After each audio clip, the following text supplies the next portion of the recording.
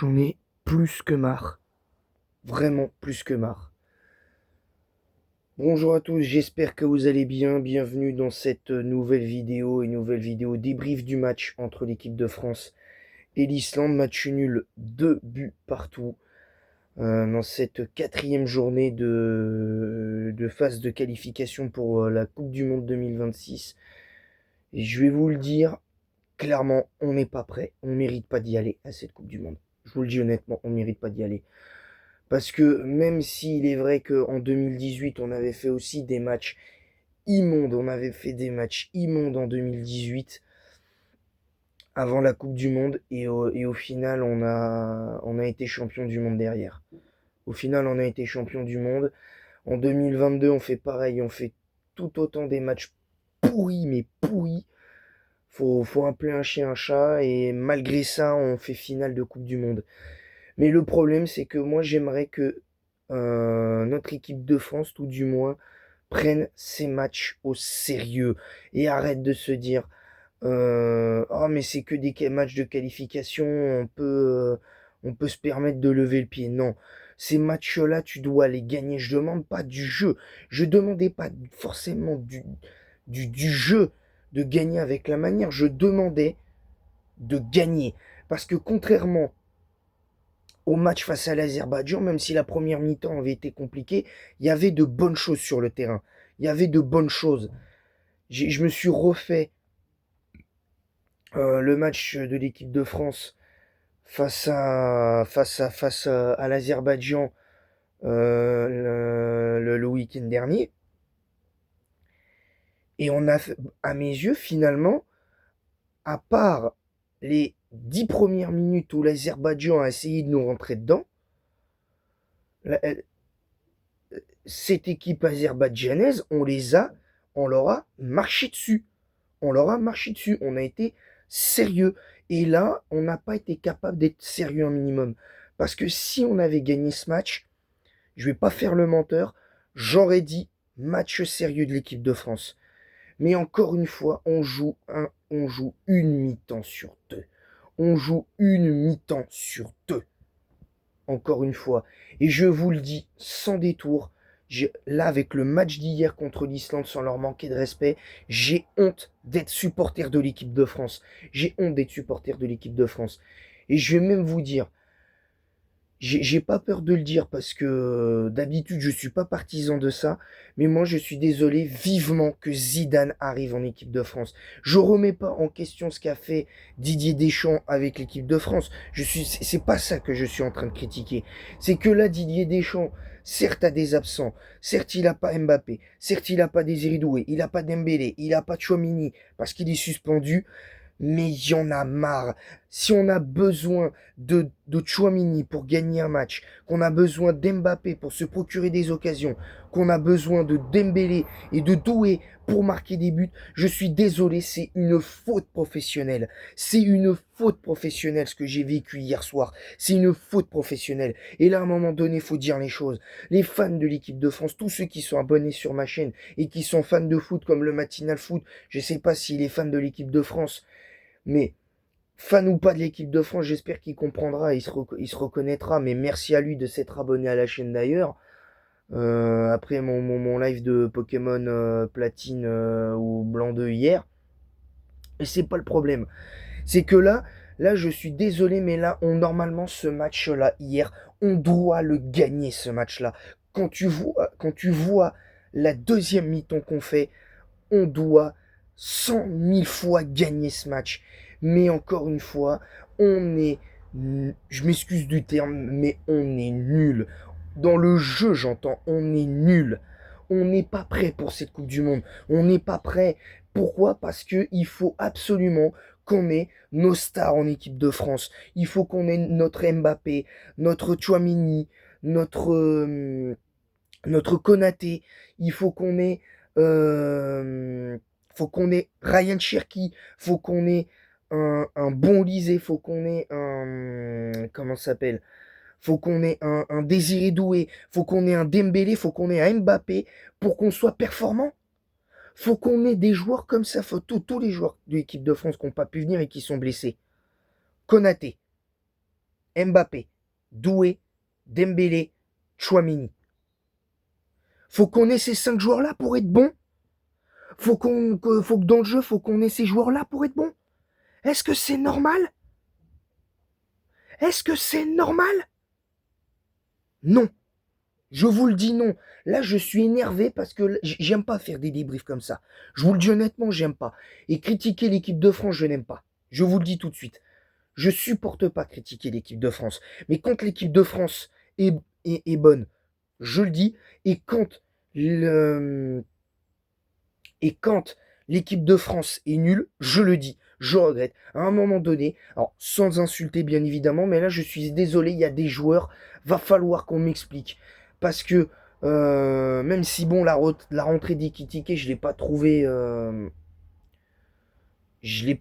non plus mauvaise. Hein, la charnière Saliba la charnière centrale Saliba ou pas Mécano, je vais pas lui taper dessus parce que c'est pas non plus de leur faute. C'est réellement pas de leur faute, mais là c'est n'importe quoi, sans déconner. Là c'est n'importe quoi, c'est une honte. C'est une honte, c'est une faute professionnelle. Et encore une fois, les 5 joueurs que je vous ai cités, Konaté, Chouamini, Dembélé, Désiré Doué, Mbappé, faut qu'on ait ces 5 joueurs-là pour être performants. Faut qu'on ait ces joueurs-là pour être performants. Non mais on marche sur la tête là. On marche sur la tête. Sérieux. Là, vous allez me dire, ouais, mais attends, Dino, c'est que du foot, tu peux pas t'énerver pour du foot. Ouais, peut-être c'est que du foot, mais là, c'est des qualifications pour la Coupe du Monde, là. Et je vais vous dire, même l'équipe de France Espoir qui joue pour la qualification, pour des matchs de qualification pour l'Euro 2027, ils ont tapé leur adversaire du jour 6-1. Ils ont gagné 6-1, les Espoirs. Alors, ils ont fait une petite erreur sur le but du 2-1 parce que j'ai essayé de voir le match en fil rouge. Mais même après cette erreur-là, ils se sont pas démontés. Et ils ont gagné 6-1 leur match. Ils ont gagné 6-1 leur match. Alors comment t'expliques que des fois, hein, l'équipe de France Espoir fait mieux que l'équipe A de l'équipe de France? Comment t'expliques que les A de l'équipe de France sont moins bien que les Espoirs? Est-ce que c'est normal? Même l'équipe de France U20, en gagnant que 2-1 face à la Norvège, elle a fait mieux dans le jeu. Elle a fait mieux dans le jeu, même si les 10 dernières minutes contre la Norvège, ça a été catastrophique. Et qu'il ne faudra pas reproduire ça face au Maroc en demi-finale, en Coupe du Monde U20. Comment t'expliques qu'une équipe de U20 et une équipe, certes de jeunes, l'équipe de France Espoir, arrive à faire mieux que l'équipe de Deschamps? Ce n'est pas normal. Ce n'est pas normal. Tu es vice-champion du monde. Je veux bien qu'on ait des absents. Je veux bien que l'Islande ne soit pas facile à jouer. Je veux bien. Mais ce n'est pas une raison pour faire le match que tu fais hier soir. Ce n'est pas une raison. Et même si tu joues une mi-temps sur 2, moi je considère le match de l'équipe de France comme catastrophique. Parce que techniquement, même si l'Azerbaïdjan, tu joues aussi une mi-temps sur 2, t'es quand même un peu mieux dans le jeu que face à l'Azerbaïdjan que face à l'Islande. J'ose même pas imaginer le tirage au sort si on tombe sur l'Espagne, si on tombe sur l'Angleterre, si on tombe sur des équipes comme ça, on va se faire déglinguer. On va se faire déglinguer sur le terrain. Là, je vous le dis, on va avoir des problèmes si on continue à jouer comme ça. Si on rencontre l'Angleterre en Coupe du Monde, si on rencontre l'Allemagne, si on rencontre le Brésil, si on rencontre la Belgique, même la Belgique, là, à l'heure actuelle, ils peuvent nous taper. C'est pour vous dire. La Belgique, c'est sans leur manquer de respect, c'est nos petits. On les bat tout le temps. Mais je peux vous garantir que là, à l'heure actuelle, on aurait eu la Belgique dans notre groupe, on se serait fait taper les 2 matchs. On se serait fait taper les 2 matchs. Voilà, c'est tout. C'est une honte. Avoir besoin de 5 joueurs cadres, dont un qui joue à Liverpool, un qui joue au Real Madrid, un qui joue à City. 2 joueurs qui jouent au Real Madrid, un à City, un au... 2 joueurs du Real, un joueur de City, un joueur de Liverpool et 2 joueurs du Paris Saint-Germain. Est-ce que c'est normal? Non. Un joueur de City, 2 joueurs du Real, un joueur de City, 2 joueurs du Real, 2 joueurs du PSG. Oui, oui, oui. 2 joueurs du PSG et, et un joueur de Liverpool. Est-ce que c'est normal de faire ça?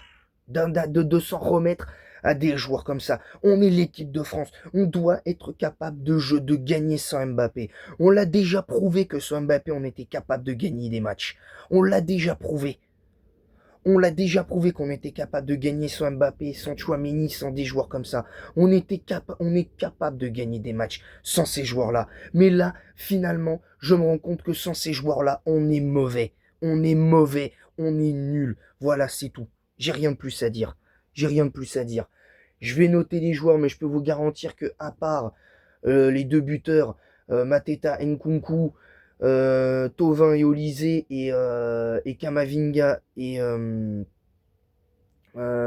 Koné, y a rien à en tirer. Il n'y a rien à en tirer. Réellement. Il n'y a rien à en tirer. Je vous le dis sincèrement. Maignan, il peut rien faire sur les 2 buts. Je lui mets 5 sur 10 encore une fois. Koundé, ça a été catastrophique. Catastrophique. Il revenait bien à ce poste-là en plus. Il a été mauvais. Tout le match, il a été mauvais. Franchement, 0 sur 10. 0 sur 10 pour Koundé. Saliba, pour moi, c'est 6 sur 10. Il fait son match, mais c'est pas suffisant. Ou pas Mécano, 5 sur 10. Ça a pas été, ça a été très moyen. Même chose pour Lucas Digne, 5 sur 10. Manu Koné, je vais lui mettre pareil, je vais lui mettre 5 sur 10 parce que il n'a pas fait ce qu'il a fait d'habitude avec l'équipe de France sur les derniers rassemblements où de temps en temps il se mettait à casser des lignes dans l'axe au milieu de terrain. C'est n'importe quoi. Kamavinga, malgré son carton jaune, pour moi, il a fait un très bon match. Pour moi, c'est 8 sur 10. Pour moi, c'est 8 sur 10. Pour Kamavinga, j'ai vraiment aimé le match de Kamavinga.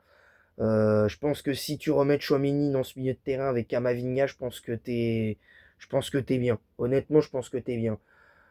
Thauvin, pour moi, c'est 6 sur 10 parce que pour moi, il fait son match. La première mi-temps qu'il fait, elle est pas bonne du tout. Elle est vraiment pas bonne. Après, en deuxième mi-temps, il a essayé. Bon, ses centres étaient complètement ratés à chaque fois, mais il a essayé. Il s'est procuré des occasions. Mais en même temps, quand t'as pas de mouvement, t'es un peu obligé de la jouer tout seul. Voilà. Olysée, pareil, c'est 6 sur 10 parce qu'il a fait une mauvaise première mi-temps, il a fait une très bonne deuxième, il a fait une meilleure deuxième, même s'il y a eu beaucoup de déchets. Nkunku, je trouve qu'il percute pas assez, mais bon, grâce à son but, c'est minimum 7 sur 10. C'est minimum 7 sur 10. Par contre, Mateta, c'est 6 sur 10. Parce que pour moi, il fait son match, Mateta. Du début à la fin, pour moi, il fait son match. Ça a été certes compliqué en première mi-temps, et jusqu'à ce qu'il marque en deuxième mi-temps, ça a été beaucoup mieux. J'ai vraiment aimé la deuxième mi-temps de Mateta qui s'est rendu disponible. Mais il va falloir que Mateta s'acclimate à l'équipe de France. Donc je vais pas lui taper dessus à Mateta non plus parce qu'il a fait une entrée, on va dire, correcte contre l'Azerbaïdjan. Là, il a été correct sans plus face à une équipe d'Islande qui nous a rentré dedans. Faut le dire, l'équipe d'Islande nous a rentré dedans. Et ça, c'est pas normal parce que, encore une fois, dès que l'équipe de France rencontre une équipe qui lui rentre dedans, elle n'y arrive pas. Elle n'y arrive pas. Et ça, c'est dommage parce que ces équipes-là, normalement, on doit les taper. Je m'excuse, je parle au niveau du score, hein. Quand je dis les taper, c'est au niveau du score. Ces équipes-là, sans leur manquer de respect, que ce soit l'Azerbaïdjan, on leur a mis 3-0, ce qui était pour moi le minimum syndical. Ce match-là, normalement, tu dois le gagner entre 3 et 5-0, ce match-là. C'est aussi simple que ça. Parce que quand tu vois, même si en 2016, c'était pas la même équipe, quand on joue contre eux en quart de finale d'Euro en 2016, à la maison, on les tape 5-2. On les tape 5-2. Voilà, on les tape 5-2. Donc pourquoi on n'est pas capable de reproduire avec une équipe certes différente, pourquoi on n'est pas capable de reproduire ce qu'on a fait à l'Euro 2016, les gars? Ce n'est pas normal. Ce n'est pas normal. Je vous le dis, ce n'est pas normal. Donc, encore une fois, il aura manqué des joueurs, certes, mais tu peux pas faire une mi-temps sur deux comme ça tout le temps. Et rappelez-vous de ce que je vous ai dit quand j'ai réagi à la liste de Didier Deschamps. Je vous ai dit, s'il y a des contre-performances, je vais pas le louper, Didier Deschamps. Je vais pas le louper. Et bingo. Bingo, encore une fois, j'ai eu raison. Alors j'ai eu raison pour le prono, pour mon prono sur le match contre l'Azerbaïdjan. Je l'ai pas fait en live, j'ai pas fait d'avant-match. Donc, mais j'avais pronostiqué un 3-0 pour l'équipe de France. Là, je voyais un 3-1 pour les Bleus parce que je me suis dit, même si ça va être compliqué dans le jeu, je me dis, on va quand même maîtriser globalement cette équipe islandaise. Et ben non. Et ben non. Même ça, on n'a pas été capable de le faire. Parce que si on avait gagné 2-1, j'aurais rien dit. J'aurais rien dit. Parce que on aurait eu. Ça aurait été compliqué. J'aurais peut-être dit que ouais, c'est pas normal quand même de. La seule chose que j'aurais trouvé pas normale, c'est de avoir besoin des 5 de nos titulaires pour gagner des.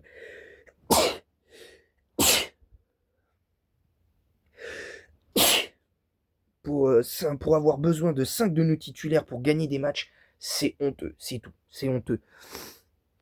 Et Didier Deschamps. Didier Deschamps, Didier Deschamps, Didier Deschamps. Merci pour les travaux, merci pour tout ce que tu nous as apporté. Un quart de finale de Coupe du Monde, plus deux finales, tu as fait 3 Coupes du Monde, un quart de finale, plus 2 finales jouées, une gagnée, une perdue, une victoire en Ligue des Nations en 2021. Au niveau des tu as fait 3 euros, 1 euro, une finale perdue, un huitième de finale et une demi-finale. Ouais, c'est génial. Et une demi-finale aussi de Ligue des Nations.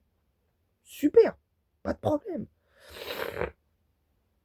Il n'y a aucun problème. Il n'y a aucun problème. Mais c'est bon, c'est bon. Prends tes affaires et va-t'en. Je suis désolé. Les gens vont dire, Dino, mais t'es ingrat avec Deschamps. Mais là, je suis désolé, c'est pas une question d'être ingrat, c'est qu'il y en a marre. Il y en a marre. Il fait des choix incompréhensibles. Vous allez me dire, ouais, mais attends, les choix incompréhensibles, malgré les choix incompréhensibles, ça lui donne raison. Je vous le dis sincèrement, je m'en fous. Là, pour le coup, je suis pas ouvert au débat. Là, c'est pas une question que les résultats lui donnent raison. Je m'en fous, moi, que les résultats lui donnent raison à Deschamps. Les résultats passés, je m'en fous. Je parle de maintenant. Les résultats ne lui donnent pas raison, là. J'ai l'impression que quelque chose s'est cassé, encore une fois, depuis l'Euro 2024. Il y a quelque chose qui s'est cassé. Ça ne va plus. Rien ne va plus. Il y a de nouveau une guerre d'ego en équipe de France. Ah, mais moi, je veux jouer. Même si je suis pas à 100%, je veux jouer. Je fais ci. Je veux faire ci. Je veux faire ça. Deschamps n'a plus la main. Depuis l'Euro 2024, il n'a plus la main sur son équipe. Il n'a plus la main. Il n'a plus d'autorité. Il nous faut un coach qui reste pas sur le banc, les bras ballants, les bras croisés, à regarder son équipe se faire bousculer. Non, c'est bon. À un moment donné, même si tu vois pas ton coach donner des consignes, juste je demande à ce que le coach d'une équipe nationale ou un coach comme Luis Enrique, il soit à gesticuler, à donner des consignes, ou même s'il donne pas des consignes, à ce qu'il reste, même s'il reste les bras croisés comme je le fais là, à être debout constamment. Enfin, je sais pas, c'est comme le minimum syndical. C'était comme le minimum syndical. Moi, j'en peux plus. Je n'en peux plus. J'ai beau être fan de Didier Deschamps, j'ai beau savoir que c'est à mes yeux le meilleur sélectionneur qu'on ait eu. C'est le meilleur entraîneur de l'histoire, c'est le meilleur entraîneur de l'histoire de l'équipe de France et de très loin. Là aussi, je suis pas ouvert au débat sur ça. Même si bon, il y a Aimé Jacquet qui est pas loin derrière quand même, avec le doublé qu'il a fait avec l'équipe de France entre 98 et 2000. Je sais pas si c'était Aimé Jacquet à l'Euro 2000, mais quand même, mais quand même, C'est pas possible. Non mais c'est bon. Deschamps, c'est bon, faut arrêter. Deschamps, arrête l'équipe de France parce que fais une dernière pige en club parce que là au moins t'auras l'occasion de te rattraper, t'auras beaucoup plus même si tu auras encore moins de temps pour préparer tes équipes, là au moins on t'en voudra pas de te louper sur des matchs. Il y a d'autres matchs de championnat, il y a les matchs de coupe nationale. Là on t'en voudra pas, mais là c'est l'équipe de France. T'as du temps pour préparer les, les, euh, les matchs avec ton équipe. T'as du temps pour préparer tes équipes. Là, ce qui est bien, c'est que à la prochaine trêve, dans un mois, on va normalement, je l'espère, récupérer l'intégralité de nos titulaires, que ce soit Mbappé, Doué, Dembélé, Chouameni et Konaté. On va récupérer ces joueurs-là. Donc déjà ça va nous faire énormément de bien. On devrait aussi normalement, je l'espère, pourquoi pas, récupérer Ryan Cherki et Bradley Barcola. Parce que je pense qu'avec un Bradley Barcola sur ce match-là, mais tu gagnes tous les jours. Tu gagnes tous les jours. Donc je trouve ça dommage, quoi. Je trouve ça dommage. Donc voilà. Donc sur ce, j'espère que ce débrief vous aura plu. N'hésitez pas à vous abonner en masse si c'est pas déjà fait et à activer la cloche pour recevoir toutes les notifications nécessaires. N'hésitez pas à, à partager le lien de ma chaîne YouTube sur Instagram, YouTube même, Twitch, Kik et TikTok. Mettez un pouce bleu et un commentaire pour le référencement de cette vidéo. En quoi vous êtes d'accord, pas d'accord avec le débrief, avec ce que j'ai dit dans le débrief, ce que je dois améliorer bien évidemment, dans le respect des avis de chacun, de chacune bien évidemment. Même s'il y a deux trois trucs où j'ai dit je suis pas ouvert au débat, mais ça c'est ça c'est parce que je suis encore sous le coup de la colère, je le pense même pas. Donc vous pourrez commenter si vous voulez, il n'y a pas de souci. C'est juste que là je suis frustré. Je suis frustré de ce match, ouais, clairement. Et je m'excuse d'avance pour ça. Je m'excuse d'avance pour ça. Voilà, tout simplement. Sur ce, je vais vous laisser. Je vous retrouve plus tard dans l'après-midi pour la suite du top 6 des meilleurs Pokémon à avoir pour son aventure 1G, 2G. Là, on va faire la troisième génération. Là, on parle juste aventure. Selon mon vécu en troisième génération. Donc c'est pas forcément objectif. Même là, je suis pas objectif à 100%, clairement. C'est aussi simple que ça. Voilà. Le programme de la semaine. Le programme de cette semaine. Demain, il y aura le tout dernier épisode de Pokémon Platine. Parce qu'on va essayer de finir Platine ce week-end. Enfin, pas ce week-end. Demain. Ensuite, vendredi, il n'y aura pas F1 24, il n'y aura pas FC 24 non plus. Mais vous inquiétez pas, ce sera pour FC 24, ce sera mercredi prochain en live. Bien évidemment, ce sera mercredi prochain. Samedi, il y aura Blanc 2 et je vais réfléchir à un jeu que je pourrais faire dimanche. Est-ce que ce sera encore du Pokémon? Est-ce que ce sera du un autre jeu? Je ne sais pas encore, je peux pas vous dire. Mais voilà le programme de cette semaine. Il y aura quand même un live dimanche, mais pour l'instant, je peux pas vous dire comment ça va se passer. Voilà, sur ce, je vous laisse. Merci à tous d'avoir suivi ce débrief et en attendant encore désolé pour mon énervement. Je suis vraiment désolé parce que j'aime pas faire des débriefs comme ça. J'aime pas faire des vidéos comme ça, surtout quand c'est des débriefs.